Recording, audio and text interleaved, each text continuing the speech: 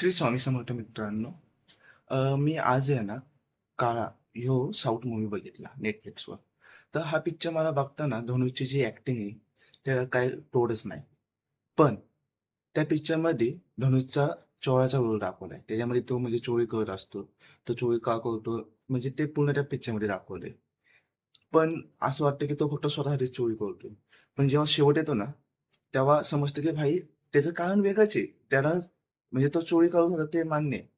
पण तो कोणासाठी चोरी करत होता आणि शेवटी का तो बदलतो, हे त्या पिक्चरमध्ये दाखवलंय. आणि तो पिक्चर बघताना मला म्हणजे काही-काही ठिकाणी असं वाटलं की बाबा खूप बोर होतंय, कधी संपतं पिक्चर. पण काही-काही सीनला असं वाटत होतं, की भाई पिक्चर कडक आहे. पण हां, कधी-कधी आहे ना पिक्चर असा मोठा असेल ना, तर आहे ना थोडं असं बोर वाटायला लागतं, की इंटरव्हल नंतर पिक्चर फक्त असं पुढे ढकलला जातोय, असं वाटतं. तसंच मला ह्यो पिक्चर वाटला. पण धोनीची ॲक्टिंग कडक आहे आणि त्याचा ह्यो पहिला रोल असेल, की भाई त्यात तो म्हणजे चोरची ॲक्टिंग करतोय आणि त्यात म्हणजे तो एक साधा म्हणजे गावाकडची स्टोरी दाखवली. जसं हॉलिवूडचे पिक्चर आलता मनी हाइस्ट.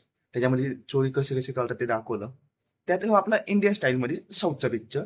तो म्हणजे आपल्या इंडियन स्टाईलमध्ये आहे ना साऊथच्या ह्याच्यामध्ये म्हणजे एक गावाकडचा एक मुलगा आहे आणि त्याला चोरी करायची आणि तो कसा चोरी करतोय. तो कोणकोणचे आहे ना नुकसे यूज करतोय, त्याची स्ट्रॅटेजी काय आहे वगैरे ते सगळं त्या पिक्चरमध्ये दाखवलंय. तुम्ही Netflixवर तो पिक्चर बघा. खूपच चांगला आहे. पण त्याला मी 10 पैकी 7 किंवा 8 मार्क देईन. त्याच्यापेक्षा जास्त नाही.